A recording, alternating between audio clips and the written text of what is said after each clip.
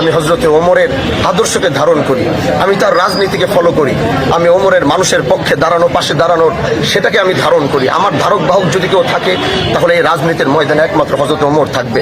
তিনি যেমন রাতের বেলা ঘুরে ঘুরে মানুষের পাশে দাঁড়িয়েছেন, আমি ওয়াদা করছি, আমি কথা বলছি, আমি আল্লাহর উপরে শপথ করছি, এদেশের কোনো ইউনিয়নের মানুষ আমার কাছে আসতে হবে না। আমি আল্লাহর উপরে শপথ করে আমি বলতে পারবো, তিনি আমার কাছে আসার আগে তার সমস্যার কথা শুনে আমি তার কাছে যাব। আমার রাতের বেলা ওমর কাঁধের ভিতরে রাতের বেলা গমের বস্তা, আটার বস্তা উঠাইছে।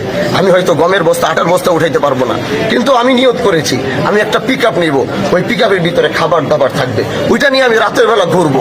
আজকে কে খায় নাই রাতের বেলা, কে অনাহারে ঘুমাচ্ছে, আমি আগের থেকে খবর নিয়ে তার পাশে যাব, তার পক্ষে কথা বলবো। কে ভাই ভাই জায়গা জমি নিয়ে ঝামেলা করছে, তার যেন আমার কাছে আসতে হয়, আমি আগে ইনফরমেশন নিব, আমি তার কাছে গিয়ে ওই রাতের বেলা ওইখানে বসে আমি তার সাথে তার সমস্যার সমাধান করব। এরকম এক চাওয়া আমাদের। আমি জানি আমি কতটুকু পারবো, আমার আল্লাহর উপরে বিশ্বাস এবং আমার ইয়াকিন আছে। এজন্য আপনাদের সহযোগিতা আর ভালোবাসা, এমন এক সমাজ ব্যবস্থা, এমন এক রাষ্ট্র মেরামত করতে চাই, ওই সংসদে দাঁড়িয়ে গরিবের পক্ষে আওয়াজ দিতে চাই, মজলুমের পক্ষে কথা বলতে চাই, দেশের পক্ষে কথা বলতে চাই, রাষ্ট্রের পক্ষে কথা বলতে চাই, সমস্ত অন্যায় অবিচারের বিরুদ্ধে কথা বলতে চাই। আমাদের সেই আওয়াজ বাংলার প্রতিটা প্রান্তে প্রান্তে সেখান থেকে পৌঁছাবে। ওই সংসদে দাঁড়িয়ে কেউ অন্যায় করবে, সংসদে দাঁড়িয়ে ইসলাম বিদ্বেষী কেউ আলোচনা করবে, সেটা পাশ করতে চাবে, ওইখান থেকে হানজালারা দাঁড়িয়ে যাবে এবং সেটার বিপক্ষে দাঁড়িয়ে জনগণের পক্ষে কথা বলবে, গরিবের কণ্ঠ হয়ে কথা বলবে। এটাই হচ্ছে আমাদের চাওয়া। এই নতুন এক ধারার রাজনীতি। আজকে শুধু মনোনয়ন ফরম জমা দিইনি, আজকে এক অঙ্গীকারনামা জমা দিয়েছি।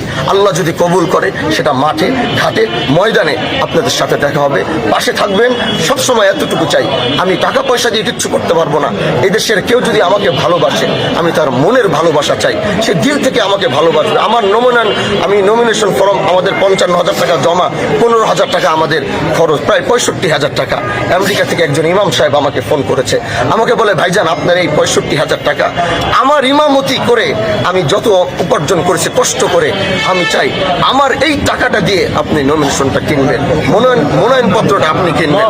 তিনি 65,000 টাকা ইনস্ট্যান্ট আমাকে পাঠিয়েছে, আমরা মনোনয়ন ফর্ম কিনেছি।